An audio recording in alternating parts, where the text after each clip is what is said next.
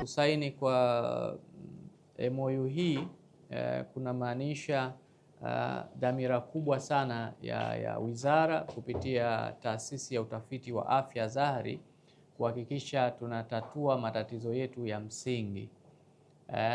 Na katika miezi ya karibuni, tuwe wa kweli, Zahari wamejitahidi sana. Tusisubiri Dr. Mayasa akaritaya tukamshukuru. Kwa upande wa tafiti at least tunaona matumaini, na swala la anemia ameliweka vizuri, na hao wenyewe wamekuwa mashuhuda to what extent yeye kama mama ameweza kuliaddress na kuliingiza katika makubaliano haya. Hati ya makubaliano haya imejikita katika mambo makuu mawili. Jambo la kwanza ni kufanya tafiti mbalimbali zinazohusiana na mimea yenye asili ya bahari ili kuweza kupata dawa mbalimbali ambazo zitasaidia katika matibabu ya magonjwa mbalimbali hapa Zanzibar. Lakini jambo la pili, tunafahamu kwamba Zanzibar bado tuna changamoto kubwa ya vifo vya mama na mtoto. Kwa hiyo wenzetu hawa kutoka taasisi mbili kutoka nchini China tutashirikiana kupitia taasisi ya tafiti za afya hapa Zanzibar Zahari katika kufanya tafiti mbalimbali zenye lengo la kupunguza vifo vya mama na mtoto hapa Zanzibar, lakini pia kuweza kupunguza matatizo ya upungufu wa damu kwa kina mama na watoto na upungufu wa matatizo ya lishe kwa watoto wanaoishi katika jamii zetu hapa Zanzibar.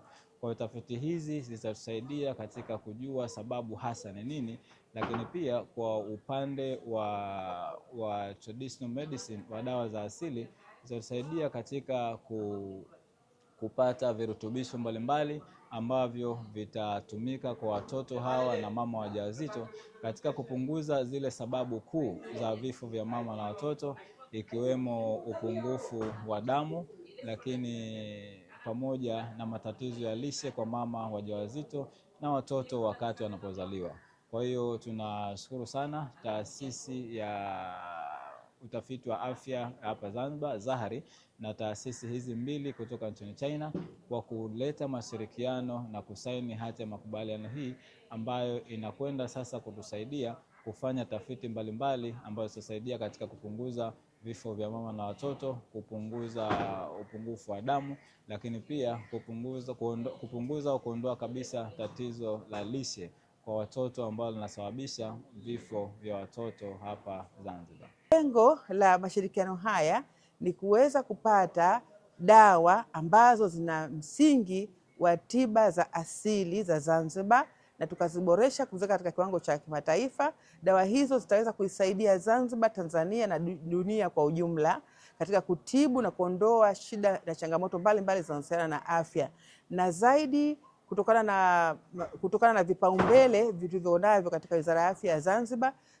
tunakusudia kutengeneza bidhaa za dawa za asili ambazo zitaondoa kwa kiwango kikubwa sana changamoto inayomkabili mama na watoto katika kupambana kupunguza vifo vya mama na watoto ndani ya Zanzibar, especially vinavyotokana na magonjwa ya upungufu wa damu, anemia.